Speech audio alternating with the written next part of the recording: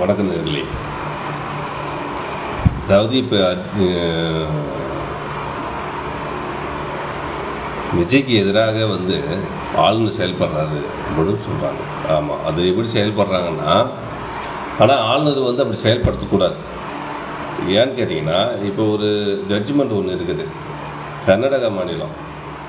அப்போது எஸ்ஆர் பொம்மை versus union of India 1994 அந்த கேஸ் நடக்குது. அதாவது இந்திய அரசியலமைப்பு வரலாற்றில் மாநில அரசுகள் மற்றும் மத்திய அரசு உறவுகளை குறித்து உச்சநீதிமன்றம் சிறப்பாக ஒரு நீதியை வழங்கியிருக்குது. அந்த வழக்கு எப்படின்னா, 1989 கர்நாடகா எஸ்ஆர் பொம்மை தலைமையிலான ஜனதா தள அரசு அமைது. ஆளுநர் பரிந்துரைக்கு பேரில் அந்த மத்திய அரசால் கலைக்கப்பட்டது. ஆளுநர் பரிந்துரை பேரில் மத்திய அரசு மத்திய அரசால் கலைக்கப்படுது. ஓகேங்களா? பல மாநில ஆளுநர்கள் தன்னிச்சையாக குடியரசுத் தலைவர் ஆட்சியை ஆர்டிக்கல் 356 பிரிவின்படி எதிர்த்து உச்சநீதிமன்றத்தில் ஒரு வழக்கு போடுறாங்க.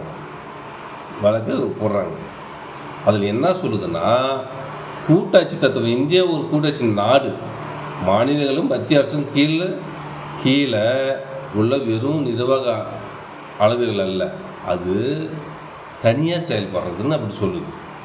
அவங்க சொல்கிறது உங்களுக்கு புரியுதுங்களா? அதே மாதிரி பிரிவு 356 கட்டுப்பாடு அந்த கட்டுப்பாடு என்ன சொல்லுதுன்னா, மாநில அரசு மீது குடியரசுத் தலைவர் ஆட்சியை ஆர்டிக்கல் 356 விதிப்பது தன்னிச்சையான இருக்கக்கூடாது அப்படின்னு சொல்கிறாங்க.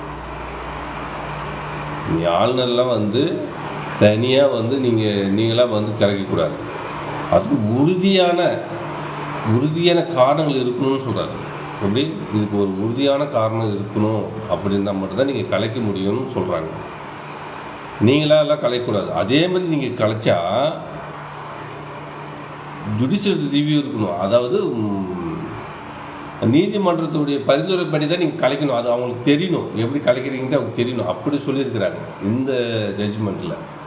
ஆனால் ஆளுநர் இப்போ தாவேக வின் பண்ணியிருக்கிறாங்கன்னா, அவங்களுக்கு ஏதோ நிரூபிக்கிற டேட்டா சட்டமன்றமே தவிர உங்கள் கட்ட இல்லை, ராஜ்பவனில் கிடையாது. கொடுங்களா? இது ராஜ்பவனில் கிடையாது. ஸோ இது பின்னாடி செயல்படுத்த யாருன்னு கேட்டிங்கன்னா, பிஜேபி